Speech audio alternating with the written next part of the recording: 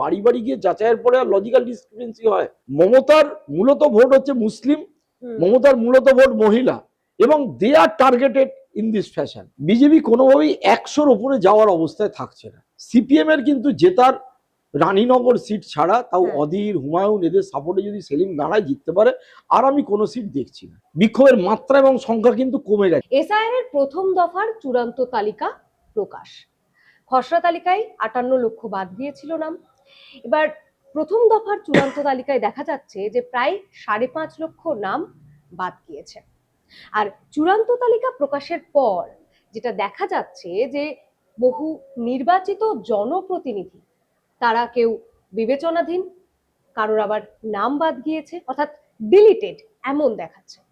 আমাদের সঙ্গে রয়েছেন বিশিষ্ট সাংবাদিক প্রসূন আচার্য, কথা বলবো।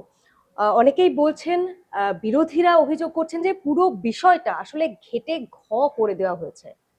আপনার কি মত? আসলে ইন্টেনশন যদি অসৎ থাকে, সেই অসৎ ইন্টেনশনের উপরে যদি আমি কাজ করতে থাকি, তাহলে অসৎ রেজাল্টই বেরোবে। আমার ইন্টেনশন যদি স্বচ্ছ থাকতো, এত বছর 1952 সাল থেকে ভোট হচ্ছে, ইলেকশন কমিশনের মূল উদ্দেশ্য কি ছিল? ইনক্লুশন দ্য ভোটার, অর্থাৎ যারা ভোটার নয় তাদেরকে আমরা ডেকে আনি, যদি মৃত শিফটিং থাকে তাদের বাদ দিই প্রতি বছর, তাই জন্য দুবার করে রিভিশন হয় তালিকা। কিন্তু নরেন্দ্র মোদী, অমিত শাহ যখন দেখলেন যে লোকসভা ইলেকশনে এত কিছু করার পরেও 240টির বেশি আসন পেলেন না, এবং 2029 সালে পরবর্তী লোকসভা ইলেকশনের আগে ডিলিমিটেশন হবে, এবং তাদের উদ্দেশ্য হচ্ছে ভারতের সংবিধানকে পরিবর্তন করা। সেই সংবিধানকে পরিবর্তন করতে গেলে 15-16টি রাজ্যে পূর্ণ ক্ষমতায় থাকতে হবে, কিন্তু সেটা তারা কিছুতেই হাসিল করতে পারছেন না। জোট থাকলে তো সব ক্ষেত্রে সংবিধান পরিবর্তন সম্ভব হয় না।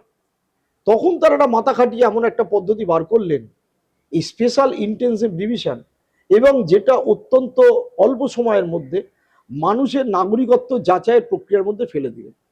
প্রথমে করলেন বিহারে এটা নিয়ে প্রবল আপত্তি উঠলো। গরিব মানুষের নাম বাদ গেল, লক্ষ লক্ষ, 60 লাখ 80 লাখ বাদ গেল। শেষ পর্যন্ত দেখা গেল যে বেছে বেছে কার্যত গরিব, দলিত, মুসলমান ম্যাক্সিমাম বাদ গেছে, সাধারণ কিছু বাদ গেল, এবং বিপুল ভোটে বিহারে যেটা আনএক্সপেক্টেড ভিক্টরি পেল বিজেপি বা এনডিএ। ঠিক এই এক প্রক্রিয়া পশ্চিমবঙ্গ এবং অন্য অঞ্চলে চালিয়ে প্রাথমিক খসড়া তালিকায় পশ্চিমবঙ্গের যখন দেখা গেল 58 লাখ বাদ গেছে, ডেট শিফটেড, তাদের ডিলিট করে, এবং তারা ওই অবজেকশনও দিতে পারে, সব জায়গায় ঝোলানো হলো, সেটাও সুপ্রিম কোর্টের নির্দেশে, মাইন্ডেড। বারবার সুপ্রিম কোর্টে গিয়ে দরজা কড়া নাড়তে হয়েছে। তখন বললো সব জায়গায় ঝুলিয়ে দেওয়া হবে, বুথে বুথে ঝোলানো হলো। সেইগুলো দেখে লোকে অ্যাপ্লাই করলো।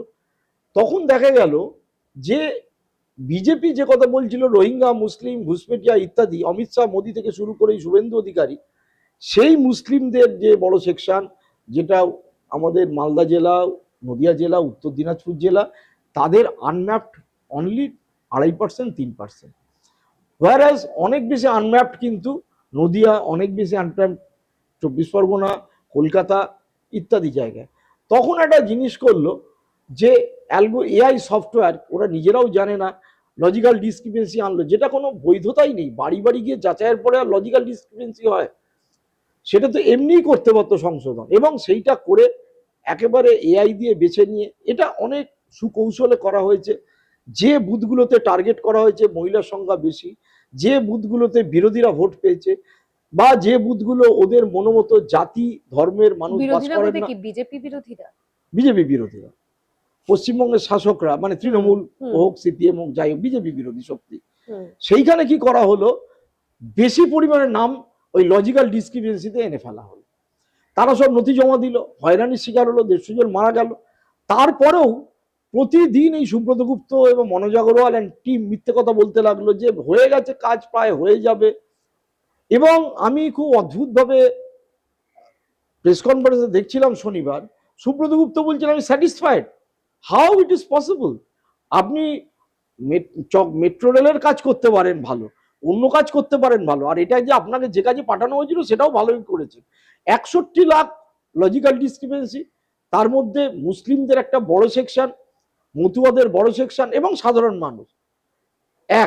2 নম্বর হচ্ছে ভোটার তালিকা থেকে সমস্ত ডকুমেন্ট দেওয়ার পরে যেটা আপনি প্রথমেই বললেন যে জনপ্রতিনিধি সাধারণ মানুষ, আমিও দেখেছি একেবারে ঠিকঠাক ফিল আপ করে যে ডিলিটেড, তারা এখন কি করবে, জমা দিতে হবে তাদের নাম, ওটার সময় কোথায়, কখন ডিএম ভেরিফিকেশন করবে, ইলেকশন ডিক্লেয়ার হয়ে যাবে আর 2 সপ্তাহের মধ্যেই, তারপর প্রচারে নেমে যাবে সবাই, ইলেকশন কমিশনের আন্ডারে চলে আসবে প্রশাসন।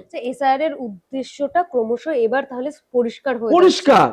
এবং তারপরেও যেটা রয়েছে, যাদের নাম ডিলিটেডও নয়, লজিক্যাল ডিসক্রিপেন্সিতেও নেই, ভুলে ভরা। এই আমার নাম 2002 সালে ছিল, আমরা জন্ম 1966 সালে, আমার বয়স 7 মাস বাড়িয়ে দিয়েছে, আমার আচার্য ACH আর ওয়াইএ, আমার বাবার, আমাদের পরিবারের সবাই, আমার স্ত্রী ক্ষেত্রে আমার নাম, স্বামীর ক্ষেত্রে আমার নামের বানান ভুল, আমার ক্ষেত্রে আচার্য ওয়াইয়ের জায়গায় যে করেছে, অথচ আমার মার ক্ষেত্রে কিন্তু আমার বাবার এবং আমার ক্ষেত্রেও ওই বাবার যে আছে, মার ক্ষেত্রে আবার ওয়াই আছে, আমার 2 ছেলে তাদের নাম ঠিক আছে, তাদের ওয়াই আছে, তাহলে কি লজিক্যাল ডিসক্রিপেন্সি। এবার আমি এই যে হেনস্থার শিকার হব, এবার আমি যখন ভোটটা দিতে যাব, তখন তো আমাকে ওইখানে বসে থাকা লোকেরা বলবে যে আপনার নামে আপনার মিলছেই না, আপনি সেই লোক নন। আমি বিহারে এই ইলেকশনে কভার করতে গিয়ে দেখেছি একাধিক বুথ থেকে মহিলারা ফিরে এসছে বলছে ছবি মিলছে না, কারণ নামের দেবী হয়তো লেখা আছে মন্ডল, মিলছে না, তারা ভোট দিতে পারেননি। এবং সেই মানুষগুলো গরিব মানুষ, দলিত মানুষ, একেবারে পিছড়ে সমাজের নিচুর তলে, যারা আরজেডির মূলত সাপোর্টার ছিল। ঠিক এইখানেও সেই একই জিনিস করা হয়েছে। আমার তো নিজের ধারণা it is a big conspiracy, আমার ক্ষেত্রেই করা হয়েছে, কারণ আমি এসআইআর পদ্ধতি নিয়ে বারবার আপত্তি তুলছিলাম। ঠিক এইভাবে বেছে বেছে এই পয়েন্ট করে targeted, it is totally targeted. এবং এই টার্গেটের দায়িত্ব দেওয়া হয়েছিল সুব্রত গুপ্তকে, মূলত রোল অবজারভার এনে, এবং তিনি বলছেন হ্যাপি। আশ্চর্য, দালালি করে খুশি হতে পারে, কিন্তু মানুষের এই রকম হয়রানি এবার তো পুরোটাই চলে গেছে বিচার বিভাগের হাতে। এবং সবচেয়ে বড় আশঙ্কার কথা, 500 জন যদি 2 মিনিট করেও দেখেন, 2 মিনিটে ফয়সালা হওয়া সম্ভব নয়, 60 লাখ লোকের হতে 40 দিন লাগবে, তার মধ্যে ইলেকশন ডিক্লেয়ার হয়ে যাবে, কত লক্ষের নাম শেষ পর্যন্ত অ্যাডজুডিকেশন হবে না, তখন তারা কি করবেন। ভোটের পরে এই তো একটা, এই ভোটে ভোট দিতে পারলেন, দ্বিতীয়ত ভোটের পরে আদৌ নাম উঠবে কিনা, কারণ তাদেরকে তো বলবে যে তোমরা চলে যাও, এতে সুপ্রিম কোর্ট করেছে, আমরা কিছু দায়িত্ব নেব না।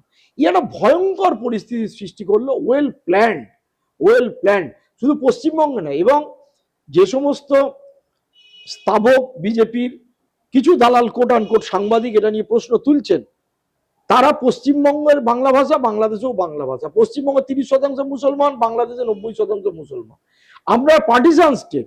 এই স্টেটের শতকরা 30 থেকে 40% পূর্ববঙ্গ থেকে আসা মানুষ, কখনো 52 সাল থেকে এসছে, 72 সাল অব্দি এসছে, তারপরেও এসেছে, এবং 87 সালকে কাট অফ ইয়ার করা হয়েছে। অধিকাংশ যারা ডিলিটেড হয়েছে, অধিকাংশ লজিক্যাল ডিসক্রিপেন্সির শিকার।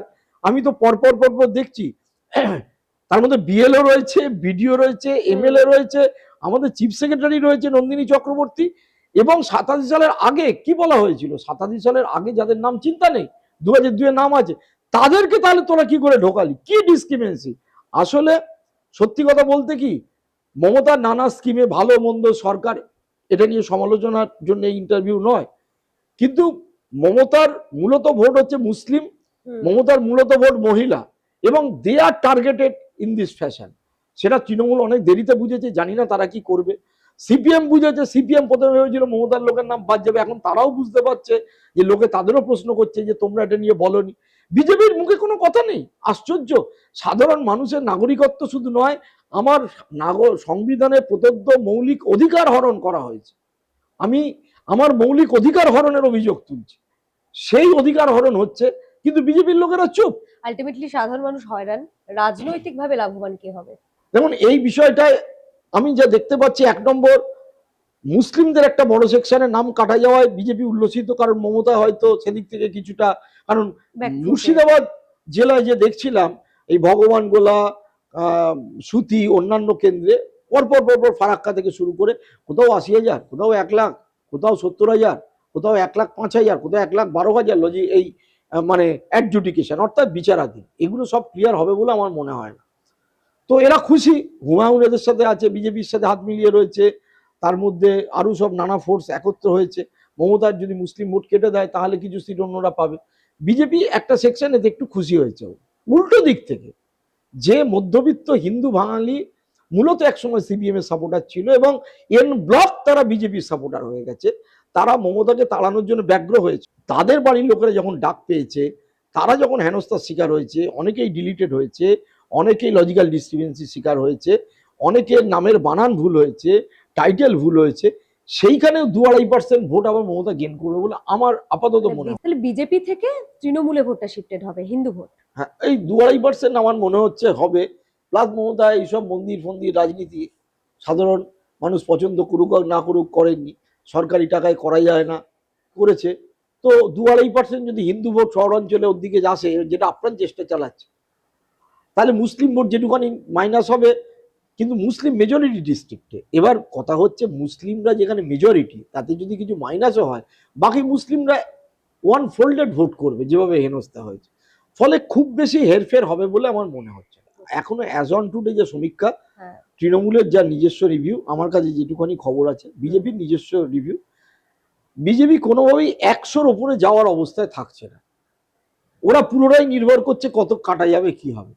আর তৃণমূল ধরে রেখেছে 170-80-র নিচে আমরা নামবো না। আসন হ্যাঁ, আসন সংখ্যা। কংগ্রেস ধরে রেখেছে 8-10টা সিট, 5টা সিট কিছু জিতবে। সিপিএম কংগ্রেস জিরো হবে না, এটা কংগ্রেস লিডারশিপ নিশ্চিত। যাই পাক না কেন তারা জিরো নয়, 1-2-3 মালদা মুর্শিদাবাদে হবে, তারা এটা নিশ্চিত। সিপিএম এর কিন্তু জেতার রানীনগর সিট ছাড়া, তাও অধীর, হুমায়ুন এদের সাপোর্টে যদি সেলিম দাঁড়ায় জিততে পারে, আর আমি কোনো সিট দেখছি না। এত ক্যাপ্টেন ফ্যাপ্টেন এটা ওটা বলা হচ্ছে, সব জামানত বাজেয়াপ্ত হবে। কারণ মানুষ ডিভাইডেড, একেবারে পোলারাইজ। সিপিএম যা বলছে হয়তো ঠিকই বলছে, কিন্তু মানুষ যখন ভোটটা দেয় তো এই বলার উপর করে না, সে তো তখন এক পক্ষ নিয়ে নেয় না, যত দিন যায় তত পক্ষ নিতে থাকে।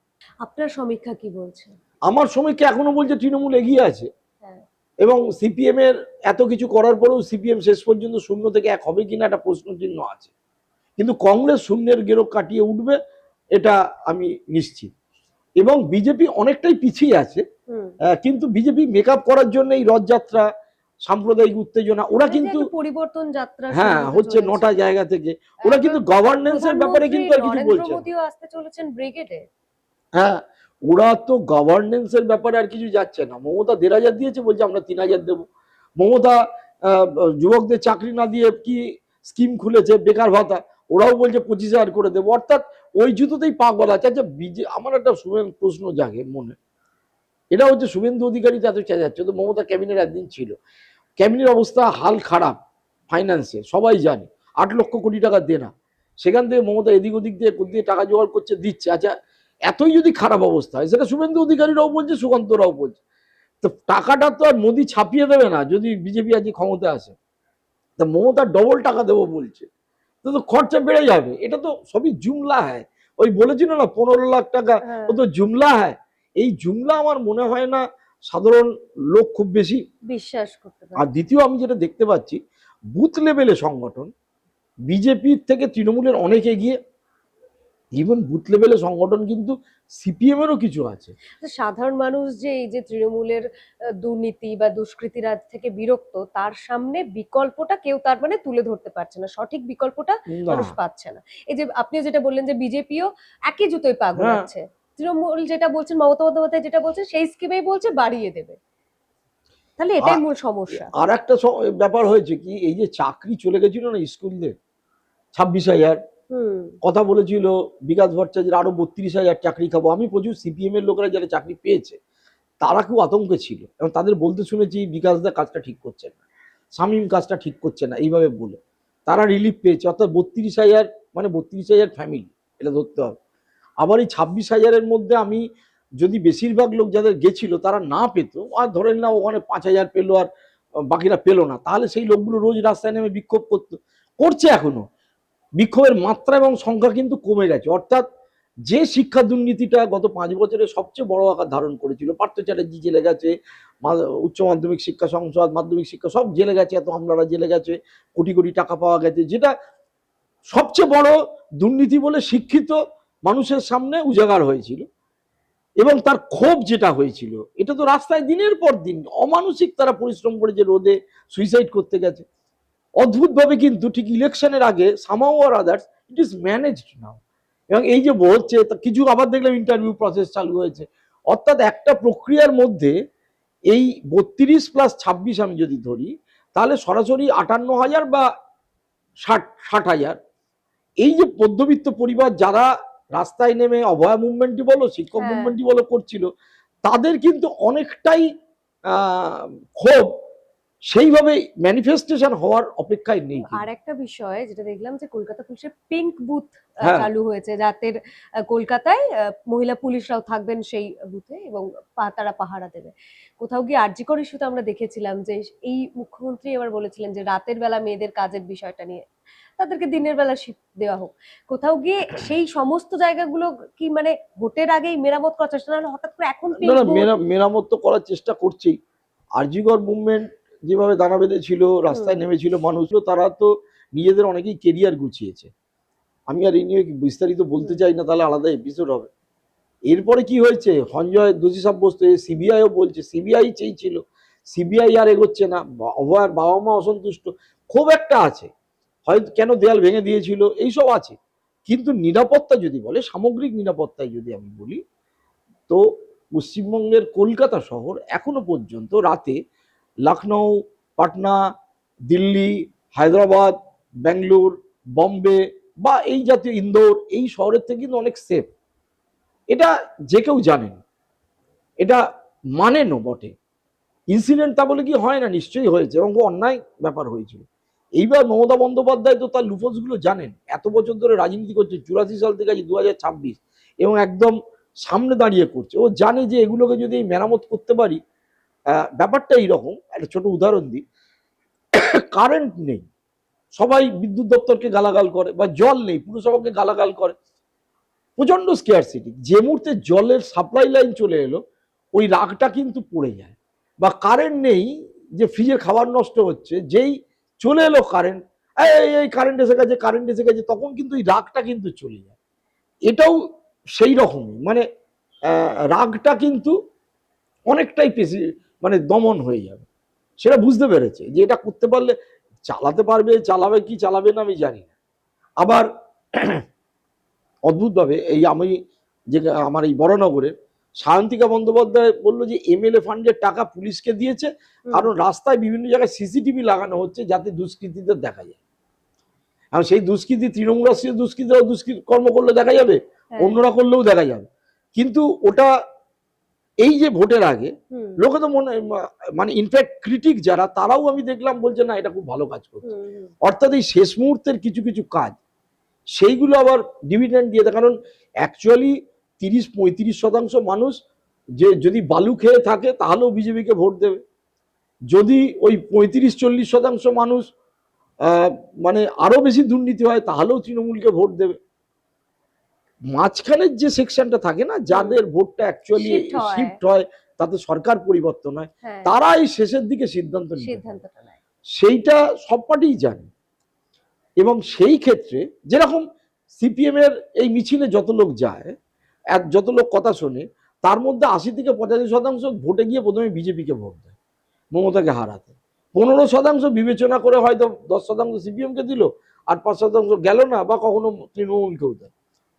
তো এটা কিন্তু মাইন্ডসেট হয়ে থাকে সারা পৃথিবীতেই। ওই মাঝখানের 5-7-10% লোকের মানসিকতা পরিবর্তনের জন্যই কিন্তু এত আয়োজন। এবং সেই আয়োজনে এসআইআর কার্যত একটা কফিনে পেরেক পুঁতেছে বিজেপি, এটা আমার প্রাইমারিলি মনে হচ্ছে। তা ওরা স্যাটিসফাইড যে আমি মুসলমান, বাদ চলে যাবে অনেক, আমি খুশি। মতুয়াও তো অনেক বাদ যাবে, যে মতুয়া যে ঠাকুরনগরের ওই গড়ে আমি শুনছিলাম যে পরিমাণ বিক্ষোভ সৃষ্টি হয়েছে। শান্তনু ঠাকুর তো বলছেন ভোট দিতে না পারলে এক বছর অসুবিধা, এটা তো মানুষ শান্তনু ঠাকুরকেই বুঝিয়ে দেবে, ভোট দিতে না পারলে কি অসুবিধে। শান্তনু ঠাকুর আসল কথাটা বলছে না, যেটা আসামে হয়েছে। ভোটার কার্ডের যে মুহূর্তে আমার নামটা কেটে গেল, আমি আবার তোলার প্রক্রিয়াটা আদৌ হবে কি হবে না কেউ জানে না। ভোটার কার্ডের সাথে প্যান কার্ড লিঙ্ক, আধার কার্ড লিঙ্ক, ওই লিঙ্ক কেটে যাওয়া মানে 1.5 থেকে 2 বছর বাদে ব্যাংকের কেওয়াইসি আপডেট হবে না। এই অনেক বড় প্রক্রিয়া, এনআরসি করার প্রক্রিয়া। শান্তনু ঠাকুর প্রথম থেকেই মিথ্যে কথা বলছিলেন, এখনো মিথ্যে কথা বলছেন, এ নিয়ে আমার কোনো সংশয় নেই। ওনারা পলিটিক্স করেন, পলিটিক্যাল লিডাররা মিথ্যে কথা বলেন।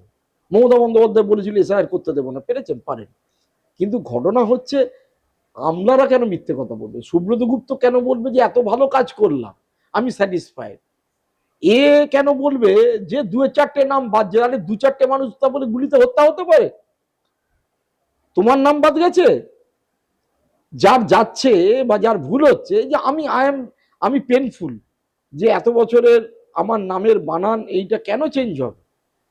আমি তো বলেছি মামলা করব, আমি উকিলের সন্ধান নিচ্ছি যে কিভাবে কি কেস করা যায়, যে সোল রেসপন্সিবল অথবা এর পেছনে তুমি কনস্পিরেসি করেছো। আর সেখানে তারা তোবা তোবা করে বাহবা দিচ্ছে, আর কিছু সাংবাদিক, কোট অ্যান্ড কোট দালাল সাংবাদিক, সেটাতে তালি বাজাচ্ছে। I am sorry to say.